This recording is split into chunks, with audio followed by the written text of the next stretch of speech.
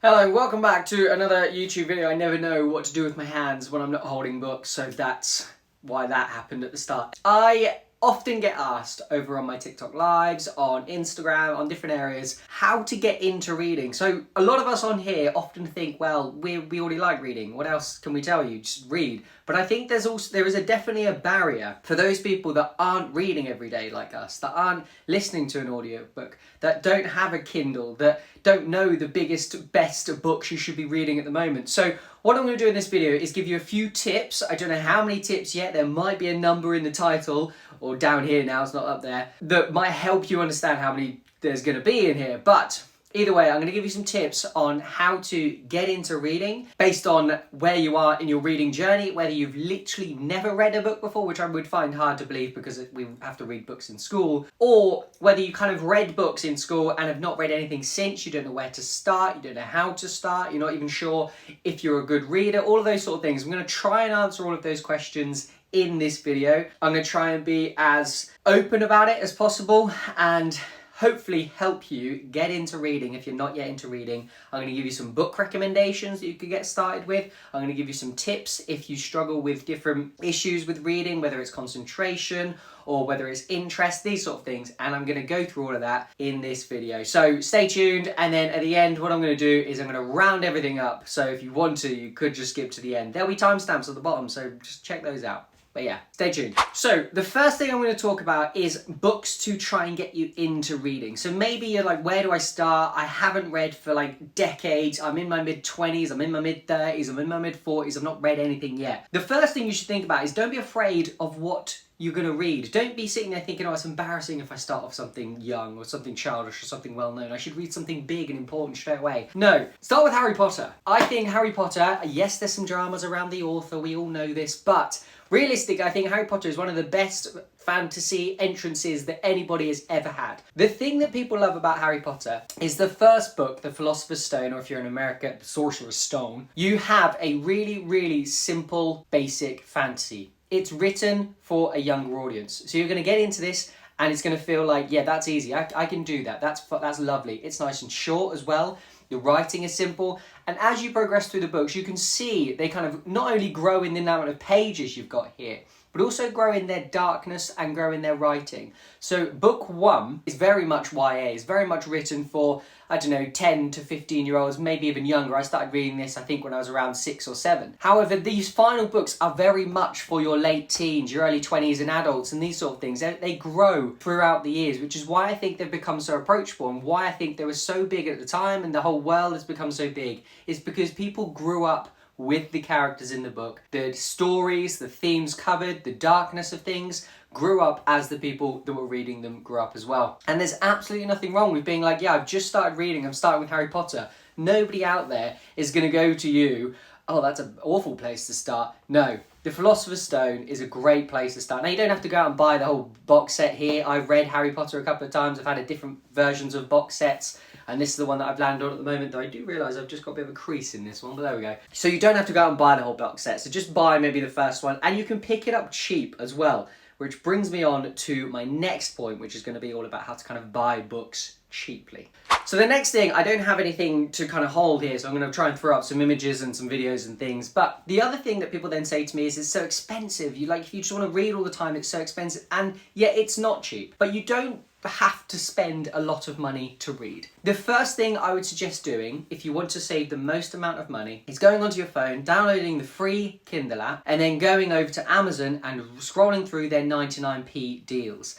You will find books on there that are huge, and I'm talking as in popularity, not as in big. So what you'll do is, if you have been on BookTok or Bookstagram or BookTwitter or anywhere like this, or BookTube, and you've seen these massive books, these massive names, and you thought, oh yeah, you've got yourself a little list of books you want to find out, I would highly recommend going over to Amazon and having a look in their Kindle 99p deals. Now, I'll put a link in my bio below or the description even, not the bio, the description below, listing out how you can quickly jump straight to those 99p Kindle deals. And the thing with having it on your phone is you buy it wherever you are. You can't buy it in the Amazon app on your phone because of service fees and all that sort of stuff, but go to your laptop or go to the browser on your phone, then buy it on there, and then you go to the Kindle app and it's there, and you've got a whole book for 99p, which is utterly amazing. So that's my first tip for keeping it cheap. The second tip I would give is Libby or a similar app. Remember, libraries still exist. Libraries are fantastic. I personally haven't been to a physical library in a very long time, but I have the app Libby. Again, I'll drop a link to the app down below for all the different platforms you need it for. What Libby allows you to do is send off to your library, get a library card. So this is UK based. I imagine there's other things in America or other places. Download the app. It will then say, what's your library card? So you put in your library card, it then syncs, and then your library has essentially assigned some ebooks and some audiobooks to the app, which then allow you to get these completely free. Now, like a library, there are kind of hold wait times, but again, I often go on there, like at the moment, Freedom McFadden's, you can pick up about 3 Freedom McFadden books straight away. Be reading them straight away, be listening to them straight away. And that's completely free. You don't have to pay anything to do that. It's just a library card.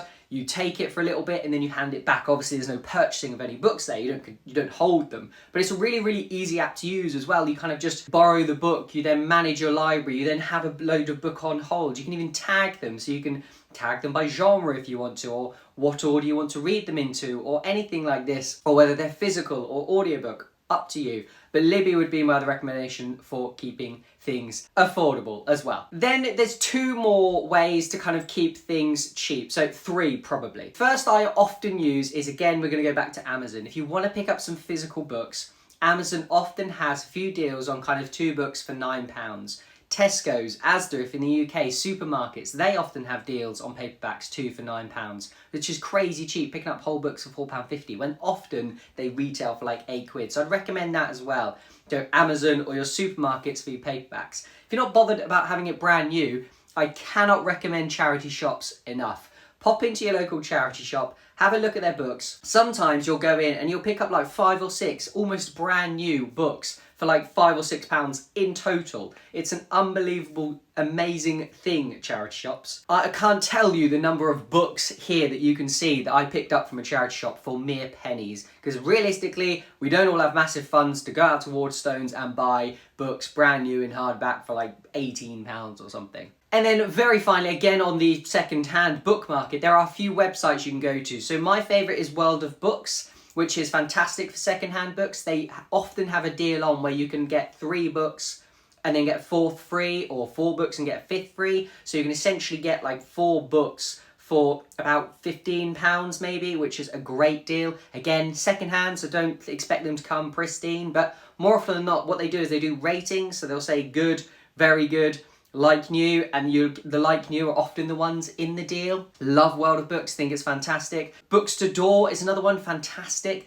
Books to Door is essentially book series, so you can get the whole series. So if you did want to pick up Harry Potter for really cheap, I imagine that's on there for really cheap as well.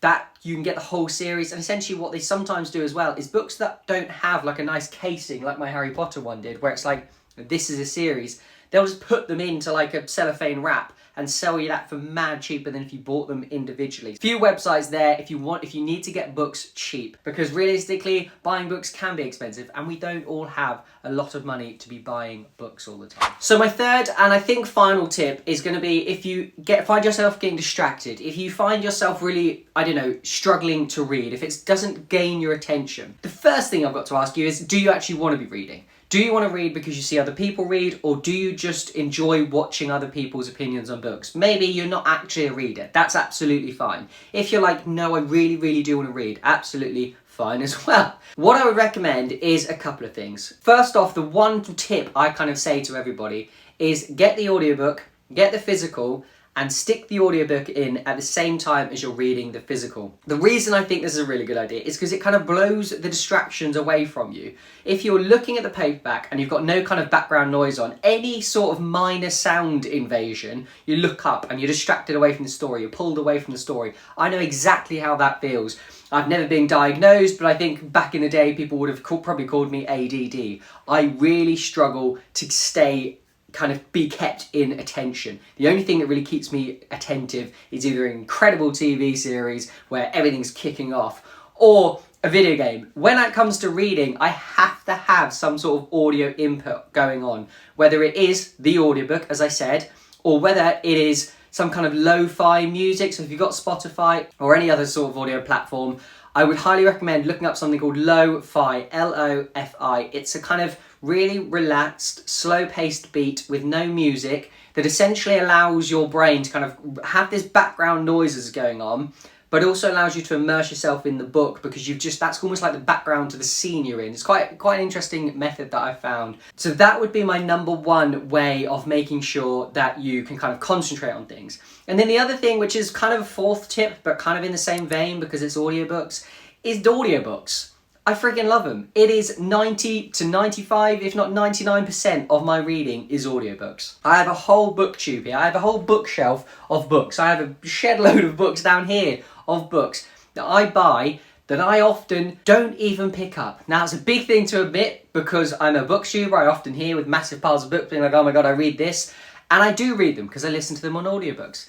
When I'm on a walk, when I'm driving, when I'm doing chores around the house, I have an audiobook in. Anytime I've got a little gap in work, if I'm just doing something menial like copy and pasting a load of things over or entering some really basic data that doesn't require me to think or to write, I will stick an audiobook in. And then you find yourself like an hour into a book and you're like, wow, that just felt like I was listening to something. Like, yeah, you were listening to something, but you're also now an hour into that book. One of my favorite things is to go off to work and listen to my audiobook on the way there, listen to audiobook on the lunchtime walk, listen to an audiobook on the way home, listen to it a little bit when I get home, and then pick up the physical book and move my chapter marker, move my bookmark, which is what most people call it, further on in the book. Because then essentially what you're doing is you're like, I've made progress today and it doesn't even feel like I read anything because I was just happily listening to it. And I find it a lot more immersive than reading sometimes. It's just how we are as different people. So there are 3/4 tips that I would recommend for you to kind of help getting into reading. Now, there is probably a load of wealth of other information out there on the internet that you could get on how to get you into reading, some more scientific terms. But as for somebody who's been reading for 2.5 years, somebody who does struggle to read, somebody who would probably not say that reading is number one hobby, I would say video gaming is my number one hobby, but I absolutely adore reading, so I try and find ways of incorporating it into my day. I can kind of relate. And I got back into reading when I was probably like 23, 24, maybe a bit earlier than that. And that essentially, I picked up some tips from when I was doing that and wanting to get into reading. So a quick summary and a quick roundup of the 4 tips. 1. Find a book series or a book that is easy to read. Go online, have a look, see what's interesting, see what other people are picking up, and then read that. Don't be afraid to read something that may be intended for slightly younger audiences. Percy Jackson and the Lightning Thief, the Ark series, the Scythe series here, they're fantastic. Harry Potter, any of these sort of aimed at younger audiences books. They're great to get into. Tip 2 was if you want to save money, I would recommend Libby, I'd recommend audiobooks, I would recommend charity shops, second-hand books, and Amazon deals. There's often deals on a lot of things as well. You can, in fact, also sign up to receive a daily email of some of the highlighted 99p deals, both from BookBub, which is a website you can sign up to it on, or from Amazon itself, where it tells you here's all our 99p deals. Also, quickly, another little thing is if you're an Amazon Prime member, which a lot of people are, a lot of people not, don't know, you can actually get free books. So at the start of every month, you can pick, I think, 1, maybe 2, if you're, I don't know, books of their Amazon Prime, and they're kind of like brand new releases. Relatively unknown, they're not often massive authors, but free book. And then my 3/4 kind of tip was if you're going to be trying to read but you struggle to concentrate, which I can 100% relate to, I would recommend audiobooks whilst you're reading. I think it's a fantastic way of immersing. Or music whilst you're reading as well is a really way of doing it. Music without lyrics in. You need to just kind of like the tones and a low beat, that sort of thing. And then just audiobooks was my 4th tip if you want to get into reading. Sometimes sitting down and actually pulling open a paperback and trying to concentrate on the words is not the best way to read. And a lot of people are like, oh, but that's not reading. BS. It is reading. It's fantastic. I've managed to get through like 200 books in 4 years by just listening to audiobooks. I have people who are like, audiobooks isn't reading. And I'm like, yeah, but how many books could we talk about right now? And they're like, well, about 20, 30. I'm like, well, exactly. I could talk about over 200. It's not a brag. It's just let's be serious about what reading actually means. That's off on a slightly different tangent. I hope these tips helped you. I hope if you were looking to get into reading, I've given you some tips. Don't forget to check the links out down below in the description, because there's some things in there on the Amazon 99p deals that I'll try and link how you can get them to send you the email every now and then, because that's a great deal. I'll link Libby and I'll link some other things down there to really help you get into reading. If you ever have any questions or requests or recommendations or anything like that, do drop them in the comments, or if you follow me on social media elsewhere, don't be afraid. I think my DMs are open on every channel, so feel free to drop me a DM and ask me for recommendations on anything. More than happy to talk books. Anyway, until then, thanks for watching. I hope you enjoyed. I hope this was useful for you, as I said. If it was, let me know in the comments down below. If you've got any other tips as well, if you're an avid reader or you're just new into reading, let me know what got you into reading, because I'd be fascinated. Maybe I could do a part 2 of all of your tips as well. But yeah, either way, don't forget to like, comment, subscribe, and I will see you in the next video. Bye.